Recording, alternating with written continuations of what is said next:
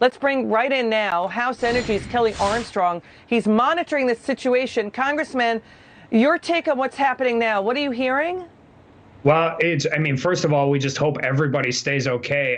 We're even in a place where we're used to this weather, we can really feel for our friends and our family members down in Texas. But also, I think it brings up a conversation which people like me have been talking about for a long time, which is we need a resilient and reliable electric grid. And we are starting to see some very fatal flaws in it today in real time.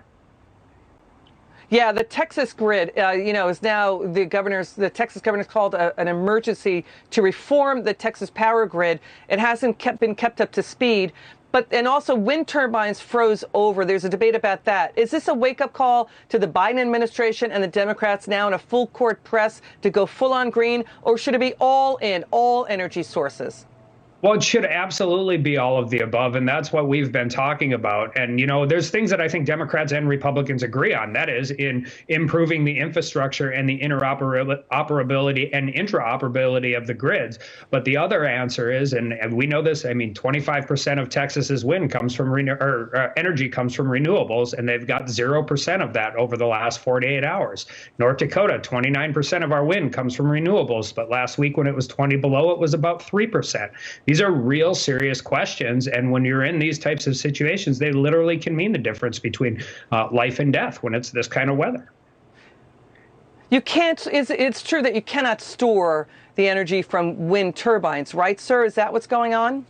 Well, absolutely. And remember, when you lose 100% of a quarter of your energy combined with the weather that's going all the way from Texas to North Dakota, I mean, the energy demand up and down these systems is spiking. I mean, we have voluntary load shedding right now in North Dakota and voluntary blackouts right now in the state right when it's 10 below zero. So, I mean, this is going across the entire energy infrastructure.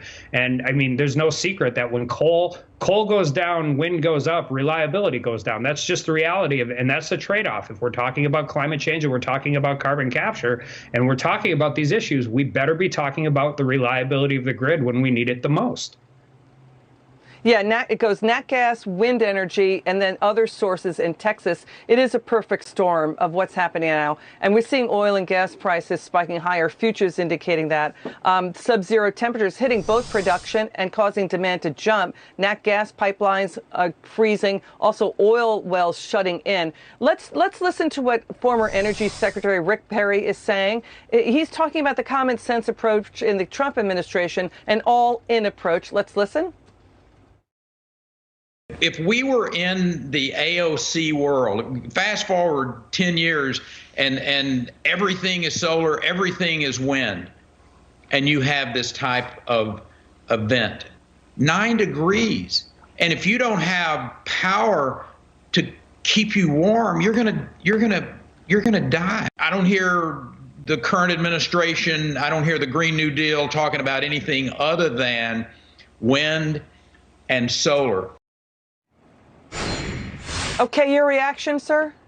Well, 9 degrees would be a heat wave in Bismarck, North Dakota, but I think he's exactly right. And I want to put it as clearly as I can. Wind and solar are not baseload power. They were never intended to be baseload power. And if we continue down policies that make them baseload power, we are going to see more and more of these events happen.